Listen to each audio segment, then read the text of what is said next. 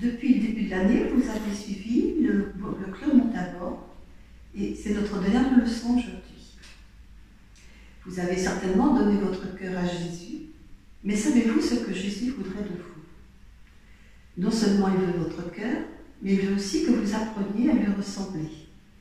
Bien souvent, le soir, lorsque vous revoyez votre journée, vous n'êtes pas très satisfait, vous avez dit des choses pas gentilles, vous avez fait autre chose qui n'était pas bien, et vous vous dites que c'est bien difficile d'être chrétien. Bien savez-vous que Jésus le sait? C'est pour cela qu'il vous a donné le Saint-Esprit. C'est un ami fidèle, le Saint-Esprit, et dans toutes les situations difficiles, il est là pour vous conduire, pour vous montrer ce qu'il faut faire, et il vous rend vainqueur. Bien sûr, pour connaître ce qu'il est, le Saint-Esprit, il faut lire la Bible. Et dans Galates, chapitre 5, verset 22, la parole nous dit que nous sommes comme un arbre. Souvent dans la Bible, l'homme est représenté par un arbre. Et cet arbre doit porter un bon fruit. Nous allons lire ensemble ce qu'est ce bon fruit. Le fruit de l'esprit, c'est l'amour, la joie, la paix, la patience, la bonté, la bénignité, la fidélité, la douceur et la tempérance. Aujourd'hui, c'est de la bonté que nous allons parler.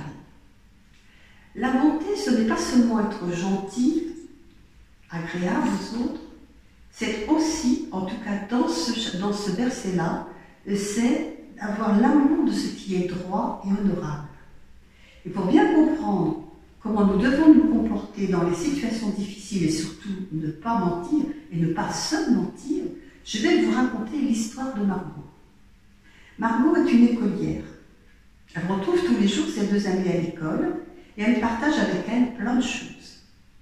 Elles aiment écouter un groupe de musique à la mode et justement, l'une d'elles a rapporté du concert un t-shirt pour ses amis. Le t-shirt est noir avec une grosse tête de mort sur le devant. À sa vue, Margot se sent mal. Elle sait que ses parents ne vont pas vouloir qu'elle le porte. Ses parents et elle sont chrétiens. Et elle sait bien que louer Jésus qui lui a pardonné ses péchés et donné la vie éternelle le dimanche à l'église, et écouter des chants où l'on parle de drogue, de mort, de sang, ne vont pas ensemble. Mais elle est fan de cette musique. Et elle se dit que, après tout, les paroles n'ont pas trop d'importance, en tout cas à ses yeux. Margot et ses amis ont convenu de porter le t-shirt le lendemain à l'école. Pour être sûr que Margot n'oublie pas, son amie Coralie téléphone le matin, venue pour lui rappeler que c'est pour lui rappeler. Et c'est sa maman qui prend le message. Quelle est cette histoire de nouveau t-shirt demande-t-elle au petit déjeuner? Ton amie Coralie m'a dit de te rappeler de le porter aujourd'hui. Je peux le voir? Margot avoue qu'il est sous son chemisier. Margot s'attend à une réprimande. Mais vous allez voir comment cette maman va s'y prendre pour que Margot change d'avis et qu'elle comprenne pourquoi elle le fait. Finalement, dit sa mère, tu devrais le porter dimanche pour aller à l'église. Margot est surprise. Je ne peux pas porter ce truc à l'église, maman, dit-elle. Et pourquoi pas, répond la maman. Il y a bien des filles qui portent des t-shirts à l'église. Et tu pourrais le mettre avec ton jean neuf. Margot s'indigne. Tu dis que les paroles des chants sont atroces, si je les portais à l'église, j'aurais honte. Et voilà. Margot vient de comprendre qu'elle ne peut pas se comporter de deux façons différentes, selon qu'elle est à l'église ou à l'école. Margot aime le Seigneur de tout son cœur. Mais oh, que c'est difficile d'être chrétien, pense-t-elle à cet instant. Cependant, maintenant elle sait qu'elle doit être droite et faire honneur à Jésus. Dans son cœur, elle demande au Saint-Esprit de l'aider. Lorsqu'elle retrouve ses amis, chacune enlève son bouton. Mais stupéfaction, Margot porte un autre t-shirt au nom de son groupe chrétien préféré. Devant le regard sévère de ses amis, elle explique.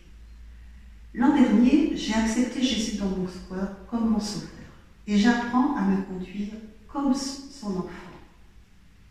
Et je viens d'apprendre que la bonté qui est d'aimer ce qui est droit, honnête, doit se vivre tous les jours, dans toutes les circonstances. Voilà l'histoire de Maman. Si quand même vous avez quelquefois des difficultés à faire ce que Jésus vous demande, n'oubliez pas que le Saint-Esprit est là pour vous aider. Demandez-le-lui et il vous rendra vainqueur. Je vous souhaite de bonnes vacances.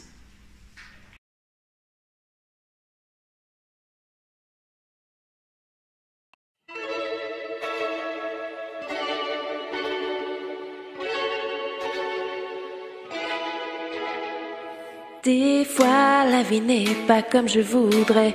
Je perds le contrôle, je perds le contrôle. Je me fâche, je m'énerve et je sors de ma réserve. Et là, je me rappelle Jésus en moi, par son esprit, me remplit. Je l'écoute et le suis. Le fruit de l'esprit grandit en moi. Je crois, ça se voit à chaque fois. Par l'amour, la joie, la paix, la patience, la bonté et l'amabilité. La foi, la douceur et la maîtrise de soi. Le fruit de l'esprit, c'est ça. Des fois, la vie n'est pas comme je voudrais. Je perds le contrôle, je perds le contrôle. Je me fâche, je m'énerve et je sors de ma réserve. Et là je me rappelle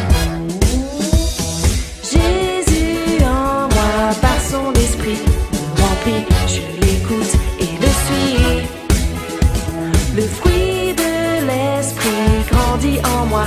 Quand je crois, ça se voit à chaque fois. Par l'amour, la joie, la paix, la patience, la bonté et l'amabilité. La foi, la douceur et la maîtrise de soi. Le fruit de l'esprit, c'est ça. Si je vis par l'esprit, je marche aussi en lui. Et c'est là qu'il agit sur toute ma vie.